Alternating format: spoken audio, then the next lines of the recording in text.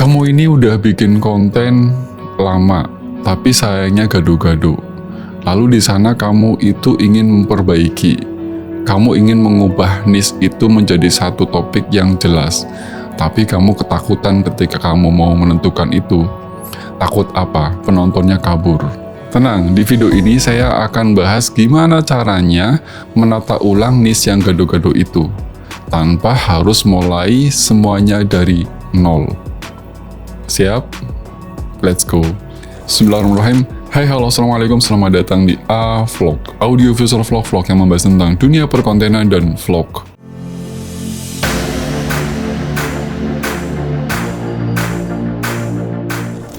Teman-teman, kalau misalnya channel kamu itu sekarang sudah terlanjur campur aduk, dan kamu bingung, kamu ketakutan, kamu ngerasa bahwa ini nggak mungkin, terus kamu bertanya terus gini gimana caranya.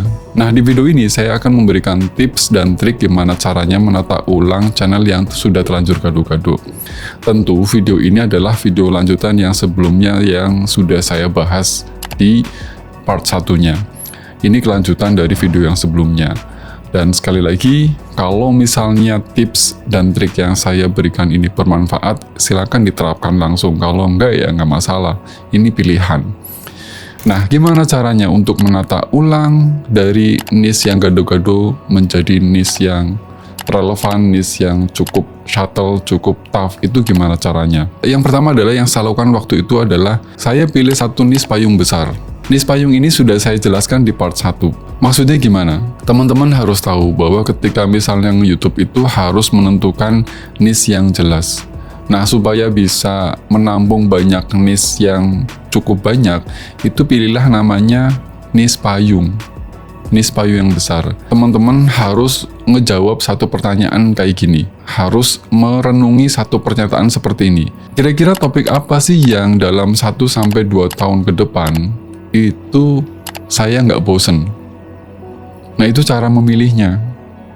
Memilih topik niche payung besar tadi. Karena ada kemungkinan di 2 tahun, 3 tahun berikutnya itu teman-teman berubah di niche. Itu boleh-boleh.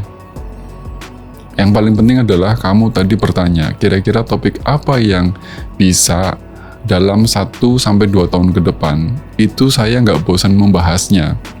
Itu caranya kayak gitu.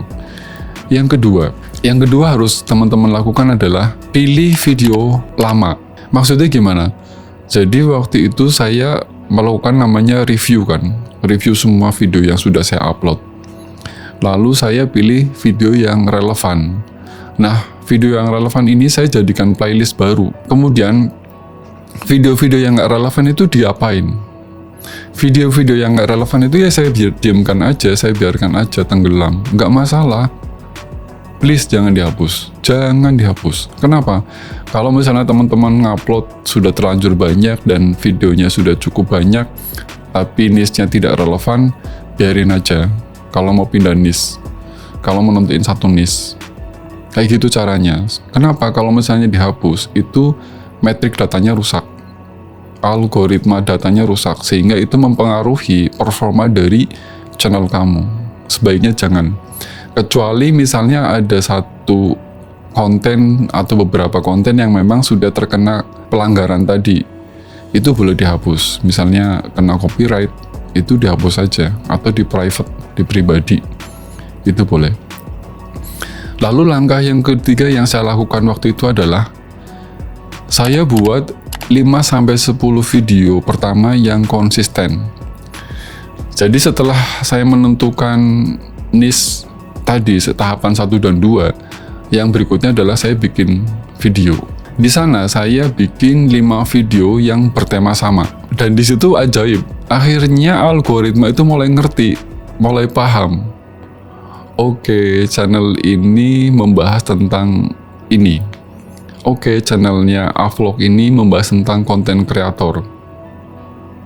Dan itu ajaib juga, ternyata views-nya mulai naik.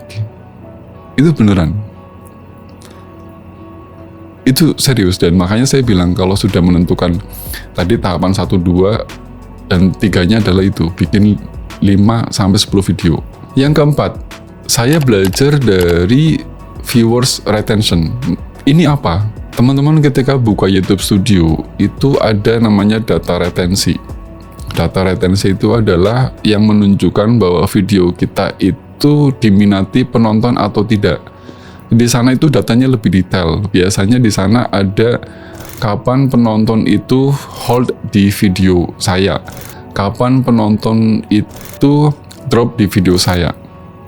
Nah, dari situ saya menganalisa, saya mempelajari, oh ternyata viewer saya, penonton saya itu suka dengan gaya yang saya berikan, atau suka dengan style yang seperti ini, gaya yang seperti ini. Nah, ini sekaligus saya ngejawab kenapa sih ketika saya menyampaikan vlog ini, memberikan penjelasan itu saya santai gitu loh. Karena ternyata di YouTube Studio, di retention views tadi, atau di viewer retention tadi, yang saya lihat, itu teman-teman suka dengan gaya yang saya sampaikan yang seperti ini. Kalaupun misalnya dari viewers saya, teman-teman di luar sana, teman-teman ada yang ngasih saran dan kritik di kolom komentar, yaitu saya terima. Tapi acuan saya tetap ke viewer retention. Kapan video saya ngalami lonjakan, kapan video saya ngalami momen terbaik, kapan video saya di hold, kapan video saya mengalami penurunan. Dan itu saya pelajari. Benar-benar saya pelajari. Lalu berikutnya adalah gimana sih niche payung itu bisa menghasilkan uang jutaan? Itu gimana caranya? Teman-teman, kamu percaya nggak sih begitu niche kamu itu jelas, monetisasi itu bisa masuk dari mana saja. Syaratnya tadi satu, niche kamu jelas, nggak nganan, nggak ngiri, nggak ngalor, nggak ngidul gitu loh, nggak ngetan, nggak ngulon gitu kalau bahasa Betawinya. Bahasa Jawa pun sama. Di sana ketika niche-nya sudah jelas, itu yang namanya monetisasi itu bisa masuk dari mana aja. Dia bisa masuk yang pertama dari AdSense yang lebih tinggi. Ini kenapa? Karena iklannya cocok. Ketika iklannya cocok, CPM-nya naik. Nah, yang kedua, brand deals-nya itu jadi mungkin untuk bekerja sama dengan kamu. Kamu tahu nggak sih, brand itu suka dengan channel yang jelas niche-nya, jelas arahnya, jelas tujuannya. Ya kalau channelnya gado-gado, ya susah dibayar. Gue mau bayar apa sama channel ini? Saya mau bayar apa sama channel ini? Gue nggak jelas kok arahnya, ini semuanya diupload. Itu makanya saya bilang hindari namanya niche yang gado-gado tadi. Yang ketiga, ketika niche kamu jelas, penonton itu mau beli produk digital kamu. Dan itu saya buktikan. Jadi ketika punya niche jelas, itu kamu bisa di sana bisa jualan namanya produk digital, bisa e-book, bisa kursus online dan sebagainya. Dan kenapa orang mau beli? Ya karena penonton itu ngerasa bahwa kamu ini orang yang mengerti tentang topik itu. Misalnya tentang konten kreator, misalnya tentang seni dan media audiovisual yang kebetulan memang saya kuasai dan memang bisa dibilang saya ahli di bidang itu. Sisi lain memang saya filmmaker, sisi lain memang saya akademisi, sehingga di situ penonton itu percaya. Tapi ya tadi niche-nya harus satu, harus jelas. Yang keempat, channel itu akan lebih mudah scale up, lebih mudah besar. Saya kasih penjelasan kurang lebih seperti ini. Ketika video kamu jelas, kan ini si penonton akan nonton satu video ya, satu video. Nah, dia puas nih. Biasanya penonton baru itu akan nonton video kamu 5-10 video sekaligus. Dan apa dampaknya? Dampaknya adalah otomatis pendapatan kamu naik. Karena iklannya masuk semua. Pendapatan AdSense-nya kamu tuh meledak. Itu otomatis. Ya, banyak keuntungan ketika kamu memilih niche yang jelas. Banyak keuntungan, banyak banget. Dan lain sebagainya. Nanti kamu akan kaget tiba-tiba ada yang hubungin kamu untuk ngajakin kerjasama, endorsement, affiliate. Karena apa? Niche-nya jelas. Jadi kalau kamu mau menghasilkan uang jutaan dari YouTube, yang kamu butuhkan itu bukan niche yang super sempit, super kaku. Tidak. Kamu itu cuma butuh niche yang jelas, niche yang spesifik, niche yang tertentu, niche yang memang khusus, tapi tidak super sempit.